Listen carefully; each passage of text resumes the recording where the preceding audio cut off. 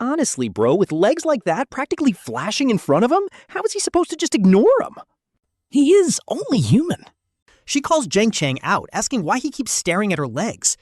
Rewind a bit. She originally begged him to open his umbrella to hide her from some thugs. She apologized for the sudden setup, telling him to just play along. And then she asks if she can crash at his place, and she is totally homeless. She quietly thinks to herself that he is actually pretty handsome. He points her to the bathroom so she can warm up, and she is genuinely touched by how sweet he is. He awkwardly hands her some of his clothes to wear.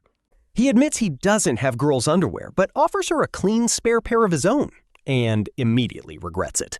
He panics, wondering if she thinks he is some creep for even bringing that up. He still does not know her name yet, but she politely declines. He just hands her a towel to dry off instead. Honestly, seeing her like this is testing his limits. Suddenly, she bangs on the door, making him wonder if she is about to attack him. She insists she has no bad intentions and just needs him to unlock the door. He braces himself, determined not to let her pull anything funny. She moves too fast. He panics, but she is just grabbing her things. She tells him to enjoy his shower and promises to leave him alone. Alright, so it was all just a huge misunderstanding, and his wild imagination was totally overreacting. She heads out, reiterating that she won't bother him anymore. Meanwhile, she is complaining about how uncomfortable it feels to wear pants without any underwear. A few moments later, she mentioned she even washed his clothes for him as a thank you. But wait, did she wash his other clothes too? He resolves to just buy her a new pair since he accidentally ripped them. But then she catches him holding her stockings. Oh no, she instantly flags him as a total creep, wondering if she's even safe here. He quickly explains that the zipper on his pants ripped them during the wash and they are completely ruined. But ain't no way, she instantly flips her opinion back. She agrees they are trashed, but he promises to buy her a replacement tomorrow, despite her saying no. He asks her name and age, and she replies her name is Su Qingning and she is 17. Wait, almost 20. His mind short-circuits. Seeing his terrified face, she secretly prides herself on her quick lie. After all, dealing with a minor is highly illegal, and she knows he wouldn't dare try anything. But then he realizes something is off. Didn't she say her family was forcing her to marry? She is not even legal. She explains they wanted her to move in with some old guy first until she is of age to marry him. That is actually crazy, so he tells her to sue them. But she defends them, claiming they are usually sweet, except for this one decision. He is utterly baffled. How can she call them good when they are literally selling her off to some old dude? It makes no sense. He straight up asks if she is lying to him, but she quickly denies it. She dodges the question, thanking him and heading off to sleep. Honestly, sleeping in a strange house with a guy she barely knows has her pretty nervous. She is low-key terrified. She is only 17 and already this gorgeous? Keep telling yourself you are a gentleman, bro. Wait, did he seriously leave the lights on all night? Honestly, Jiang Cheng has some seriously terrible handwriting. Handsome face, but his penmanship is a total mess. Oh no, did she just splash everything all over General? Whatever, as long as she does not bring it up, they can pretend nothing happened. Guess she's just gonna skip wearing it then. Ever since taking this girl in, Jiang Cheng suddenly sees something wild. Oh. She greets Jiang Cheng right away, wondering why the other girl is acting so dazed. Since she cannot cook at all, she must be totally starving. She tells him to wait while she goes to whip up a meal. To be fair, literally none of the guys she knows can actually cook.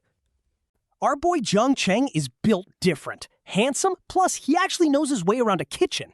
She is totally fangirling at this point, calling him absolutely amazing. Begging for food, she keeps chanting his name until he sends her to the couch. When she asks about his own noodles, he admits the bowl is solely for her. He has plans with friends tonight, which explains why there is only one bowl. Oh man, she takes one bite and says it is literally the best thing ever. It is just basic egg noodles, but he tells her to eat up since there's more. He heads out, but she stops him immediately, looking a bit anxious. She asks what time he will be back tonight. He's not sure, but she begs him to please come home early. He promises to try and warns her not to open the door for strangers. She realizes some ex must have really hurt him, but hey, he is finally back. He directly asks Su Qingning how long she plans to crash at his place. She looks up with puppy eyes, asking if he is kicking her out. He folds instantly, telling her she can stay for as long as she wants. She thinks he is the best, but our guy is seriously struggling here. I mean, she is walking around with legs for days. Any guy would be struggling, honestly. She catches him staring, but he plays it cool, asking if she is cold. With no other clothes to wear, she is literally running around in just underwear. Feeling a bit awkward, she prefers her own style and asks for some quick cash. How much? Since she is totally broke, she promises herself she will repay him tenfold later. Her request? Only 2,000. 2,000 is practically nothing to her, but she will make do for now. Full of gratitude, she promises him she will absolutely return every single cent. Next, she begs him to take her shopping, and man, her figure is unreal. To keep a low profile, she asks him for a hat and mask. Apparently, she does not want her gorgeous face exposed, and honestly, she has a point. Her eyes are incredibly expressive, and her body is basically a cheat code. He jokes that it is a pity he saw her face first. She calls him a total gentleman for taking her in and feeding her. He thinks 2 days is too fast to judge, but she trusts her gut. They arrive at the store and she goes absolutely wild over the cheap prices. So she wants to sell all her stockings, but then tells Jiang Cheng she needs to buy underwear. She also needs a new pair of slippers, so she asks him to help her pick some out. Honestly, our boy actually has some solid taste, and she's totally loving his choice. But hold on, these slippers are way too big for her. What's her actual shoe size? Size 36! Jiang Chen is low-key stunned by how tiny her feet actually are. He wonders if she's looking for something private when she suddenly brings up the underwear again. No wonder she looked so embarrassed earlier. Turns out she needs undergarments, but this shop doesn't sell them. She asks if there's another store nearby, but at this hour it's already way too late. Everything is closed, so she has to wait. But how is she going to dry off after showering tonight? Seriously? Is she going to use the hairdryer again? Plus, didn't he already lend her some cash? She feels bad that he's paying for everything, but Jiang Chen just tells her to pay him back later. She sweetly insists on carrying the shopping bags herself. But wait, why on earth is she holding his underwear? She panics and tells him not to get the wrong idea. She was just folding his laundry. Jiang Chen low-key wonders if she has some weird habit, but he just politely thanks her anyway. That was so incredibly awkward, but a few moments later, things get even wilder. Why is she heading to his room in the middle of the night? Turns out Su Qingning just wants to borrow his oversized shirt again. He lets her right in. She immediately spots his absolute beast of a physique and notices his abs. Those broad shoulders and six-pack are literally rent-free in her mind right now. What is she dreaming about? She's actually drooling. Jiang Chen has to wake her up for breakfast. She is sleeping like a cute little piggy. She wakes up in a daze, hoping she didn't do anything embarrassing to make him mad. Jiang Chen thinks those legs are a bit distracting, so he decides to buy her some new stockings. But honestly, wearing black stockings only makes her harder to ignore. He's never been to an undergarment shop before, and all these flashy fabrics are making him dizzy. Su Qingning feels super awkward having him here, but she'd still rather have him by her side. Honestly, his presence is the only thing that actually gives her a sense of security. The shopkeeper asks what style she wants, and our girl nervously says she's just looking. The playful shopkeeper smiles and suddenly turns her attention to Jiang Chen. She asks him to help choose some matching sets for his girlfriend. Both of them instantly freak out and deny that they're dating. But the lady isn't buying it. Why would a random guy accompany her here? Su Qingning is stuck. He's just the kind guy who took her in, so are they even friends? To avoid the awkwardness, Jiang Chen lies and says they're just siblings. The shopkeeper laughs it off, saying she totally misread the situation. Meanwhile, someone nearby spots Jiang Chen's back, but shrugs it off as a coincidence. Back at the apartment, Su Qingning wonders if he'll like her food. But then, boom! Jiang Chen comes home to a house full of smoke! She excitedly yells out that dinner is almost ready. He's literally terrified of getting food poisoning. And wait, why is that egg completely black? Even worse, he realizes she just drank from the exact cup he used. An indirect kiss? He tells her even a dog wouldn't eat this, but she pouts since it's her very first dish. Since it is his first time cooking, she wants to taste a bite before he remakes it. And honestly, not bad for his first try. He promises it will only get better. She wants to take another bite, but wait, his hands are actually so massive. Why is Jiang Cheng still holding on to her? Wrist like that? He lets go in an instant, looking flustered and honestly kind of adorable. But oh my god, is this food even edible? She cannot believe she cooked such a complete disaster. Then she realizes she just drank from his water cup, an indirect kiss. She panics, apologizing for the mistake but insisting she really wanted to cook for him. Jiang Cheng gently promises to teach her, which immediately makes her whole day. She gets so excited she wants to start right now, but they literally just ate. He promises to teach her tomorrow night, once he gets back from work. For now, he tells her to pack up because they are going out to buy her a phone. But at the store, some creep starts eyeing her legs and stunning figure. Jiang Cheng steps in with pure protective energy, asking if they have looked enough. She wonders why they are leaving so quickly, but he just takes her to another shop. She happily thanks him for her brand new phone. He tells her to call him immediately if anything happens while she is home alone. Our girl realized he is just worried about her safety. Is this a sign of romance? But as she walks home, she suddenly bumps into someone. Jiang Cheng catches her, warning her to watch her step. Still, she starts wondering if he has some weird, secret hobby. He suddenly gets super close, sniffing her intensely, which is definitely suspicious behavior. Plus, he smells faintly like coffee. Did he actually go somewhere else today? He asks why she is sniffing him, but she immediately points out his outfit change. Why would he change clothes for work? And where did that coffee smell come from? She was low-key terrified he skipped work to do something shady. He just laughs it off, heading to the shower before their cooking lesson. Scrambled eggs with tomatoes is on the menu, and she is totally down to learn. Too bad cooking one simple dish still turns into a chaotic mess. Later, she asks him to accompany her to visit the nearby university campus. But then, he asks if she is still in high school, causing her to freeze. She confesses she is actually 19, almost 20. She begs him not to be mad, telling him to just hit her to make things right. Go ahead and hit me, she says. Well, you asked for it, Qingning, he replies, so do not blame me. Just do not hit my head, she warns. But wait, what kind of study materials are these? Things are looking pretty sus. Turns out it is that spicy kind of stuff, but honestly, it is totally normal for guys to have these folders. She tries to play it cool, then suddenly begs to sleep in his bed tonight? Wait, what? What? He wakes up to find Su Qingning sneaking in, begging again to share his bed. Talk about zero boundaries. Panicking, he tells her to stop overthinking and get off his bed immediately. But she is too scared of the movie to leave, begging him to choose a thriller for them to watch. Now she is feeding him chicken nuggets and spicy snacks, demanding he try everything.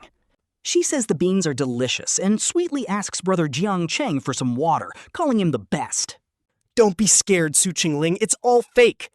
The TV is off now, so can you let go, Jiang Cheng? A ghost popped out and scared me to death. Honestly, he is built different, calmly explaining there are no real ghosts. He says those ghosts are just cheap special effects, but she insists she is fine. Yeah, totally fine. She secretly thinks he left the door open because he was worried about her. At this point, she begs him to stay close, and he finally gives in. She says don't get too close, but she is still scared. Jiang Cheng tells her not to worry because he is right here. Thank you, Jiang Cheng. But wait, when did she wrap her arm around him? He had absolutely no idea. The tension is real. You have to try new things in life, so he takes her on a scooter ride. He warns her to hold on tight to avoid any danger, and she holds on. He asks if this is her first time visiting a local street spot. They buy a mountain of street food, and she is hyped to eat it all. He recommends his favorite boiled tripe, and she dives right in. She is absolutely loving it, and he is just smiling at her. They eat so much food they might explode, so she suggests taking a walk to digest before heading home. But then he suddenly starts laughing at her out of nowhere. Turns out she has food on her face, and he gently wipes it off. She is literally blushing, wondering why she always wants to touch him. Later that night, she finds him still busy working. He is grinding hard to finish writing a chapter before midnight. She asks what he is writing. He panics, asking when she got there and if she saw his screen. Luckily, she did not, or this would have been instant social death. But then she warns him not to waste his youth on adult videos. He is completely baffled, but she claims she knows about his secret folders. She literally tells him to moderate himself for the sake of his own physical health. He is dying inside, explaining his PC only has game walkthroughs. But wait, there is some spicy content on his desktop. He realizes she thinks he is writing erotica. It turns out his friend Zhang Dayong sent him those files. Damn it, she definitely heard that noise, making it impossible to explain. She wonders how he could do this. This is a disaster, and he needs to explain immediately. So you saw that? Su Qingning, don't misunderstand. Those study folders are not mine. He claims he never watches that stuff, but she asks why it is on his PC. She snaps that just because his friend gave it to him doesn't mean he had to take it. He agrees that watching occasionally is fine, with moderation, but quickly changes the subject. He reveals he was actually writing a web novel when she walked in. She is instantly amazed, praising his sudden talent, but he plays it down. But when she asks to read it, he immediately shuts her down. She says she does not mind bad writing, but he absolutely does. She calls him stingy for not sharing his work, teasing him that he writes novels just for the love of it. Actually, he writes to make money. When she asks if he is broke, he says not really. He just wants to earn extra cash, and when she asks about his monthly income, he says it is around 10,000. Just do what you want. Su Qingning starts tearing up because Jiang Cheng is spending his hard-earned cash on her when he's not even rich. He tells her 10,000 a month is actually plenty of money. He jokes that she will look ugly if she keeps crying, making her wonder if this is his way of comforting her. Sorry, Su Qingning, I am hungry. She smiles, telling him he is sweet, while he teases her to wash her face because she looks like a messy kitten. She pouts and demands to know if she looks pretty right now. He tells her she is beautiful, keeping things totally under control. Honestly, it is so funny how she snuck into his bed last night and now she is still acting scared. Jiang Cheng reminds Su Qingning that a guy and a girl sharing a bed is not a good look, so they cannot do it. He even offers to surrender the bed entirely and sleep on the couch instead. She insists she is too terrified to sleep alone after that movie, leaving him completely clueless on what to do. She argues there is nothing wrong with it, since they already shared the bed last night without any issues. When he warns her that it could ruin her reputation, she boldly claims she does not care. She says he would never try anything anyway, which low-key hurts his pride, but her begging is too cute to resist. Staring closely, she admires his long eyelashes and sharp nose, wondering if he is already fast asleep. She suddenly catches herself wondering what those soft lips feel like, shocked at her own wild thoughts. Wait, does she actually like Jiang Cheng? She cannot stop wanting to touch him, which is basically the definition of falling in love. Oh yeah.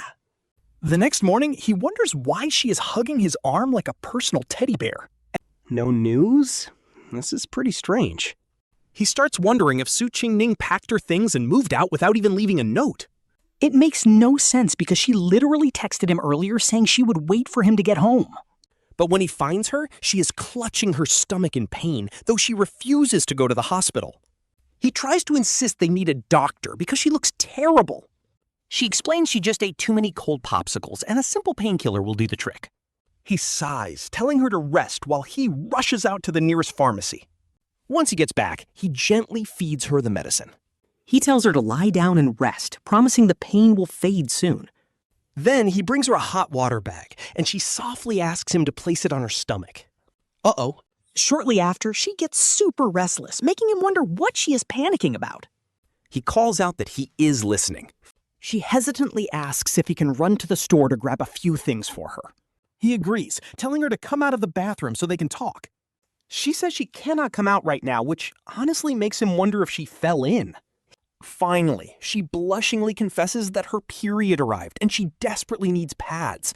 Talk about an awkward favor.